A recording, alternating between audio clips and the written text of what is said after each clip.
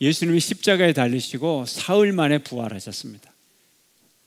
사흘 만에 부활하신 주님은 40일 동안을 제자들과 함께 계시다가 예루살렘 성 바로 옆에 있는 감람산이라는 곳에서 제자들이 보는데 하늘로 올라가셨어요.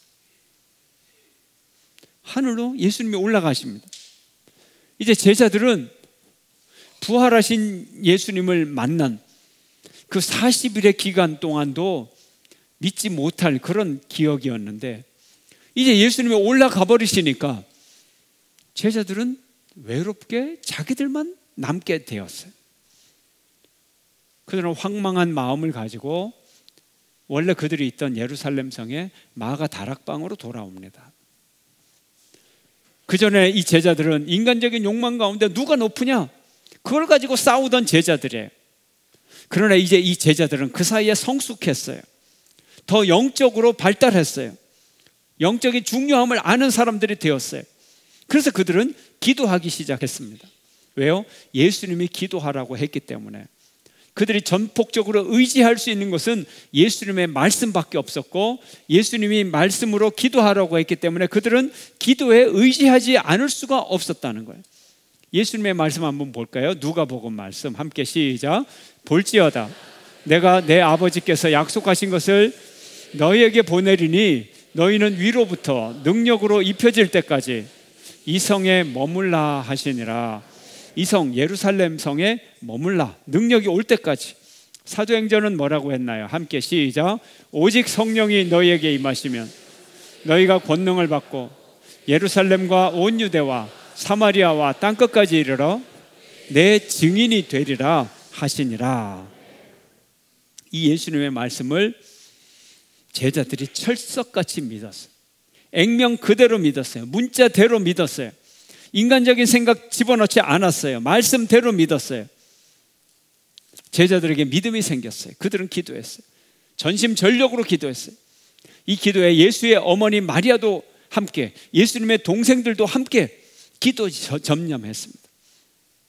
오늘 본문 14절 말씀 함께 읽습니다. 시작.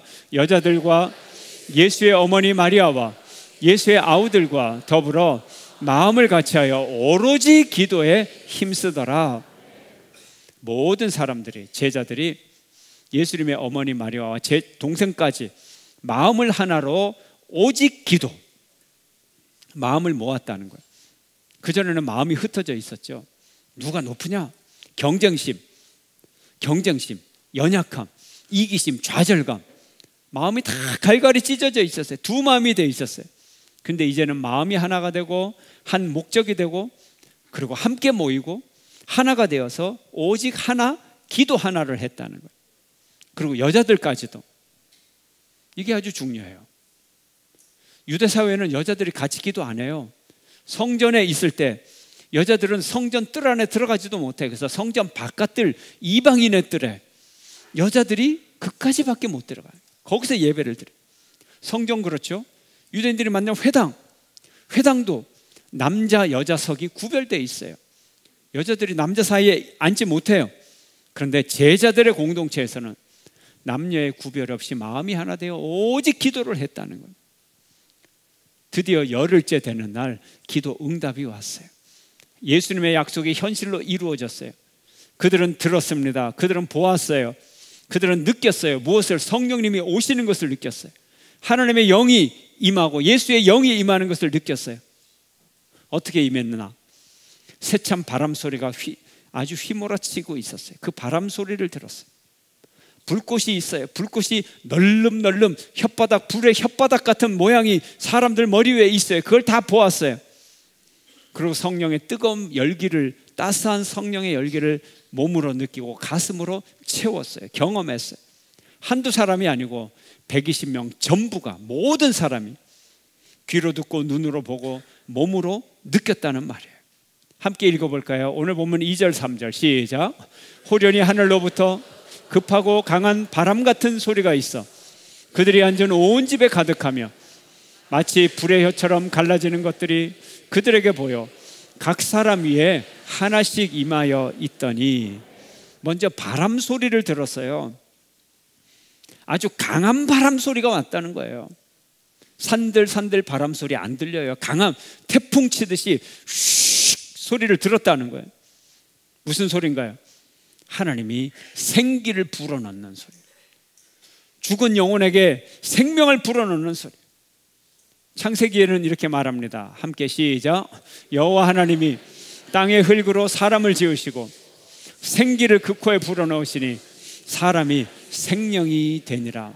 여기서 생기는 성령을 의미하거든요. 성령이 사람에게 휙 들어오니까 살아있는 사람이 있다는 거예요. 제자들은 하나님을 믿는다고 하지만 믿음이 떨어지고 아직 완전히 영적인 생명으로 그들이 거듭나지를 못했어요. 방황하고 있었어요. 그들에게 강한 바람 소리가 휙 하면서 성령의 생명의 능력이 그들에게 부어졌다는 거예요. 그리고 에스겔의 환상이 그대로 이루어졌다는 거예요. 에스겔이 하나님으로부터 환상을 받습니다.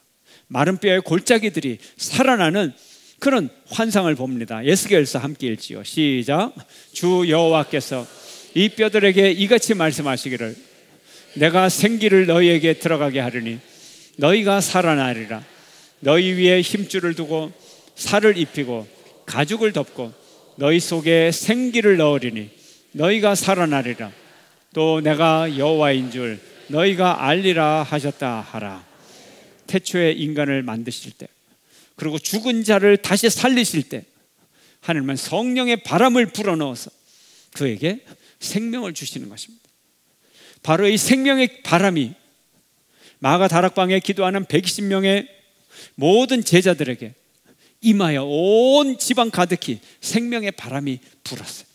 이제 썩은 바람 다 사라지고 썩은 공기, 죽음의 공기, 절망의 공기, 좌절의 공기, 이 모든 낡은 공기들, 썩은 공기들은 다 사라져버리고 하나님의 생명의 새로운 향기로운 바람이, 능력의 바람이 그들을 채우게 되었습니다. 이 바람 소리를 듣는 여러분 되시기를 축원합니다. 두 번째로 곧이어 불길이 보였어요. 하나님의 거룩한 불길이 사람들 머리 위에 타고 있었어요. 사람들 머리 위에 불의 혀가 널름널름거리고 불이 타고 있는데 사람은 타지 않는 거예요. 마치 뭐 같아요? 모세가 만난 하나님과 같은 거예요. 모세가 양을 치고 있는데 떨기나무에 가시덤불에 불이 붙은 거예요. 가시덤불에 벌건 불이 펄럭펄럭 불꽃이 타오르는데 아무리 쳐다보고 있어도 그 가시덤불이 타질 않아요. 타질 않아요. 모세가 그 자연현상이 하도 신기해서 그곳에 다가갑니다. 다가갈 때 하나님이 뭐라 그래요? 내 선 곳은 거룩한 곳이니 내 발에 신을 벗으라. 그리고 하나님을 만나는 거예요. 불길을 통하여 하나님을 만나는 거예요. 타지 않는 불길을 통하여 40년 동안 범죄자요, 살인자요, 도망자요, 그리고 목자요, 좌절과 절망과 열등감과 이 모든 시련 가운데 있던 모세에게, 그에게 생명의 능력을 주고 인생의 소명을 주고 목적을 주었던 거예요. 그런 불꽃을 제자들이 받은 거예요. 함께 읽을까요? 4절 말씀 시작. 그들이 다 성령의 충만함을 받고 성령이 말하게 하심을 따라 다른 언어로 말하기를 시작하니라. 여기서 성령 충만하니까 다른 언어로 말했다. 이 다른 언어, 이게 방언인 것입니다. 방언을 꼭 받아야 되나요? 오늘 성도들이 질문하죠. 하나님의 선물은 수많은 선물이 있는데 하필이면 성령 충만하고 나서 방언을 주셨을까요? 여러 질문할 수 있어요. 여러 질문. 대답 한 가지만 알면 모든 질문에 다 대답할 수 있어요. 그 대답은, 가장 중요한 대답은 우리가 반드시 성령을 받아야 된다. 성령 받는 여러분 되시길 축원합니다. 반드시 성령 받아야 돼요. 성령님을 경험해야 우리가 다시 살아나요. 급하고 강한 소리, 바람 소리, 생명을 주는 불꽃, 그리고 방언을 해야 되는 거예요. 인간은 자기가 스스로 깨달아야 돼요. 여러분, 부모 소원대로 자식 키울 수 있으면 말썽쟁이 단 한 명도 없습니다. 근데 왜 그놈의 말썽쟁이가 있나요? 예, 가정마다. 예. 왜 걔가 말썽 부려? 왜? 지가 해야 되니까. 인생 대신 살아줄 수 없고, 공부 대신 해줄 수 없고, 인생 경험 대신 해줄 수 없는 거예요. 우리 신앙 경험 대신 해줄 수 없는 거예요. 성령 경험 여러분이 직접 하시기를 축원합니다. 오늘 설교 끝날 때까지 성령 주세요, 성령 주세요 계속 하세요. 제 설교 안 들어도 돼요. 성령 주세요, 성령 주세요. 여러분의 마음속에 계속 갈구하세요. 경험하게 해주세요. 그래서 하나님은 성령을 그들에게 주고 방언을 줌으로써 떠들썩하게 만들었어요. 이 사람들이 유대인들을 무서워해서 문을 꼭꼭 걸어 잠그고 그러고 기도했단 말이에요. 기도 소리가 밖으로 퍼져나갈까 봐 정조용히 기도했단 말이에요. 근데 그들에게 다른 언어가 임했어요. 방언이 임했어요. 갑자기 목소리가 커집니다. 랄랄랄랄랄라 소리를 지릅니다.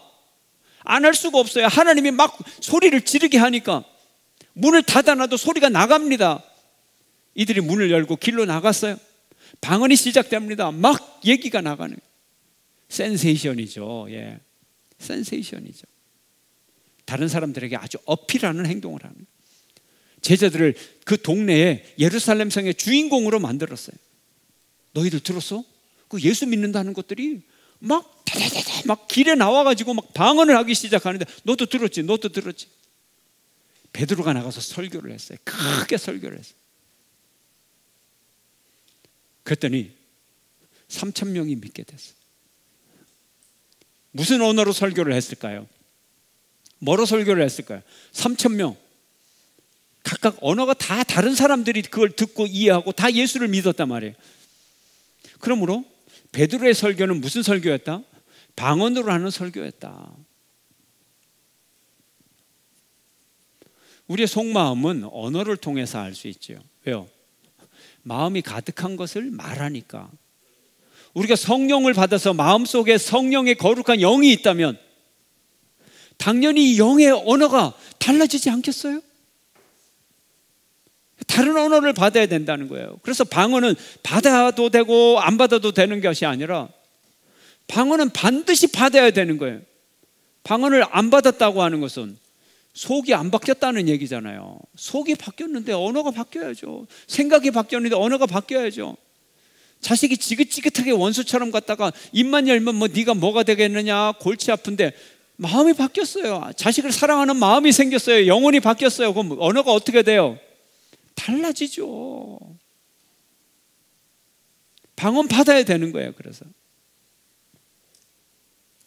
예수님은 마태복음에서 말씀하십니다. 12장 35절 함께 시작.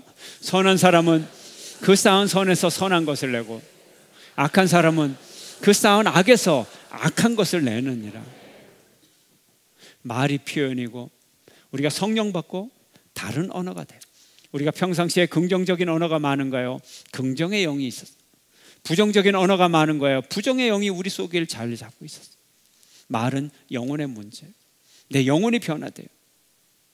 골프 열심히 하시는 분들 결론은 다 골프로 가고요. 이제 월드컵을 하잖아요.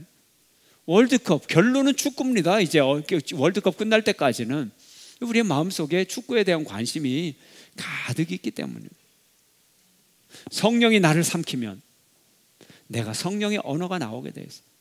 성령에 취하면 성령의 언어가 나오게 돼 있어요. 사람들이 술을 마시잖아요. 처음에는 사람이 술을 마시고, 두 번째 술이 사람을 마시고, 세 번째는 술이 술을 마시고, 술이 술을 마시고 나면 입에서 나오는 말이 술의 언어가 나오죠. 예.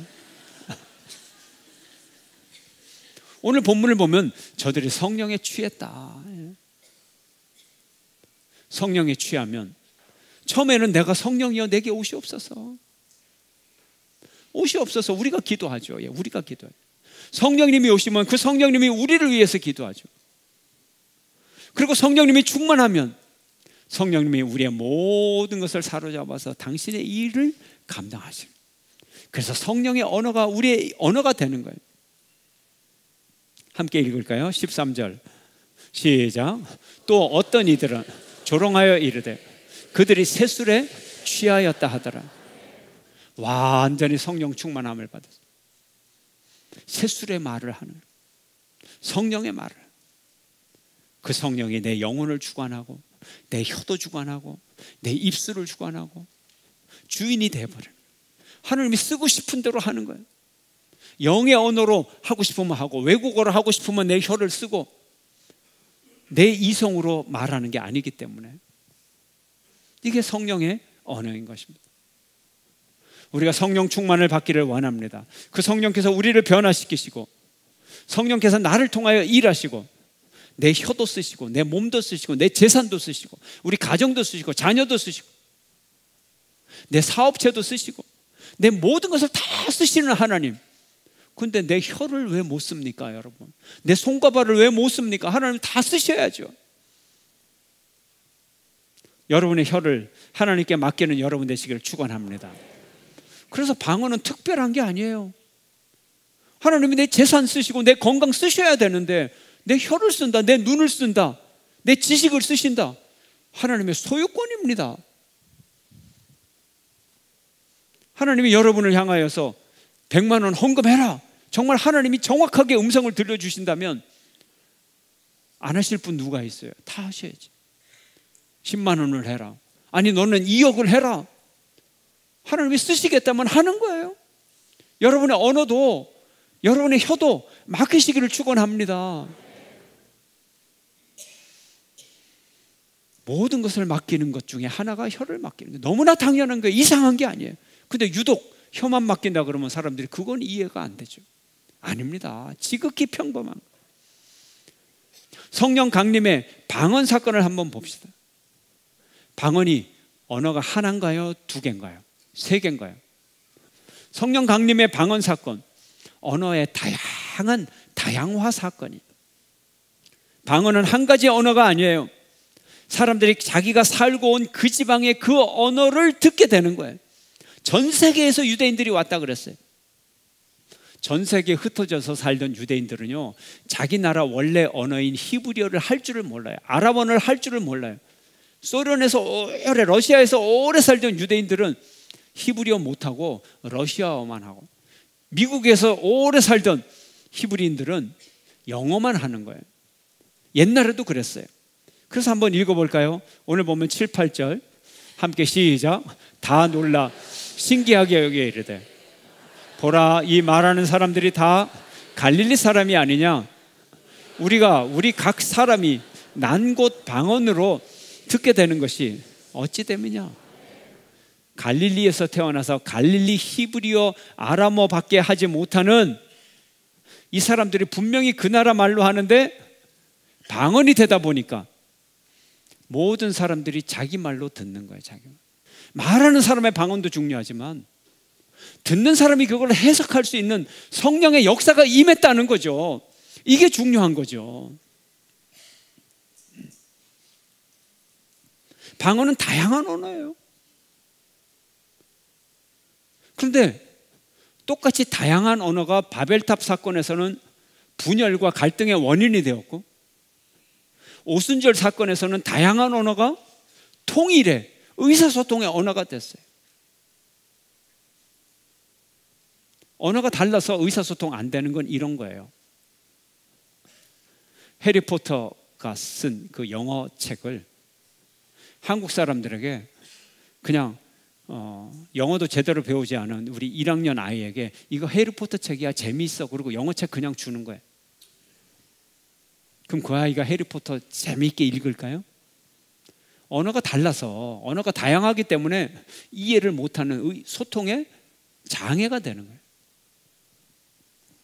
그런데 해리포터가 전 세계 언어로 100여 개국 이상의 언어로 번역이 됐어요.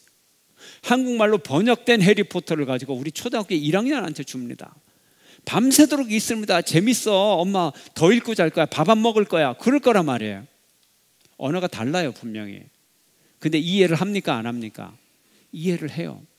성령이 역사하시면 이렇게 통역의 은사가 임해서 알아듣게 되는 거예요. 이게 영의 역사인 거예요. 할렐루야. 언어가 달라서 의사소통이 안 되기도 하지만 언어가 달라서 더 하나의 뜻, 하나님의 뜻, 하나님의 은혜, 이것을 더 잘 알게 되었단 말이에요. 할렐루야. 이것이 성령의 역사인 것입니다. 그래서 성령은 우리에게 오면 꿈과 환상을 주는 거예요. 꿈과 환상, 이걸 가져야 돼요. 성령이 주시기 때문에 방언을 주시고 꿈을 주시고 환상을 주세요. 사도행전 2장 17절은 이렇게 말합니다. 함께 읽겠습니다. 사도행전 시작. 하나님이 말씀하시기를 말세 내가 내 영을 모든 육체에 부어주리니 너희의 자녀들은 예언할 것이요 너희의 젊은이들은 환상을 보고 너희의 늙은이들은 꿈을 꾸리라. 성령이 임하시면 우리 입술이 달라져요. 새로운 언어를 말해요. 새로운 언어로 뭘 만듭니까? 새로운 세상을 만드는 거예요. 새로운 세상은 어떻게 만들어요? 꿈과 비전, 환상이 있어야 새로운 세상을 만드는 거예요. 이게 성령의 역사인 것입니다. 하나님은 우리에게 새로운 세상을 주기를 원해요.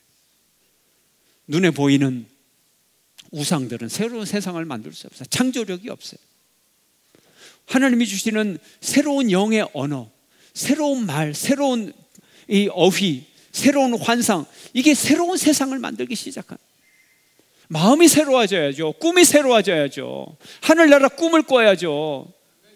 정말 예수 믿는 사람들이 하늘나라 꿈을 꾸면서 내가 이런 일을 하면 안 되지.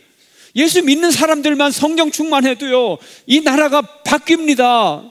이 구조가 바뀝니다. 예수 믿는 공무원들만 깨끗하게 살아도요, 이 나라 바뀝니다. 하늘나라 이루어야 되는데 내가 봉투 조금 받아가지고 내가 마음을 바꾸고 그냥 눈 감아주고 봐줘서 되겠냐? 예. 꿈이 있어야죠. 성령을 통하여 환상을 봐야죠. 그렇다면 내가 이렇게 구질구질한 세상 여기에 타협하고 그럭저럭 함께 살 그런 마음이 생기겠어요? 도저히 안 되죠. 내가 다른 꿈을 갖고 있는데, 내가 다른 환상을 가지고 있는데. 여러분에게 이런 새로운 환상이 있기를 축원합니다. 현실에 우리는 어떻습니까? 우리는 답답합니다. 무기력한 고백을 합니다. 주여 어찌하오리까? 사랑하고 싶지만 사랑할 마음이 없어요. 용서하고 싶지만 내 마음속에 손톱만큼의 여유도 없어요. 원수를 위해 기도하고 싶지만 기도한 단 한마디도 나오지 않아요. 기뻐하고 싶은데 기뻐할 일이 없어요. 행복하고 싶은데 행복할 일이 없어요. 평안하고 싶은데 갈등만 자꾸 생겨요. 사역을 열심히 하고 싶은데 정열이 없어요. 유혹을 물리치고 싶은데 나는 너무 약합니다. 뭔가 믿고 싶은데 믿어지지 않아요. 성령 충만함을 받고 싶은데 길을 몰라요. 어찌합니까? 어찌해야 돼요? 기도해야 돼요. 제자들에게 임한 성령님 내게도 주시옵소서. 기도밖에 없어요. 다른 방법이 없어요. 제자들이 기도밖에 안 했어요. 이렇게 설교 계속 듣는 것도 낭비일 수 있어요. 기도하십시오. 제가 설교 시작하면서 기도하라 그랬죠. 마음속으로 계속 기도하라 그랬죠. 기도가 길입니다. 애통하면서 내게 오십시오. 도저히 머릿속으로 이해가 안 됩니다. 바람 같은 소리 이해가 안 됩니다. 불 같은 또 방언이 뭔지 이해가 안 됩니다. 인생이 변하는 것, 영혼이 변하는 것 이해가 안 됩니다. 아닙니다. 경험하십시오. 하나님이 여러분을 바꾸어 주십니다. 우리를 바꾸어 주십니다. 성령께서 여러분을 사로잡기를 원합니다. 여러분의 인격이 새로워지기를 원합니다. 영혼이 새로워지기를 원합니다. 여러분이 새 언어로 말하시기를 축원합니다. 여러분의 도끼 어린 어떤 그런 나쁜 언어가 좋은 언어로, 선한 언어로, 능력 있는 언어로 바뀌기를 원합니다. 여러분이 신비한 언어의 방언의 주인공이 되시기를 바랍니다. 여러분이 외국어의 신비한 방언을 하시기를 축원합니다.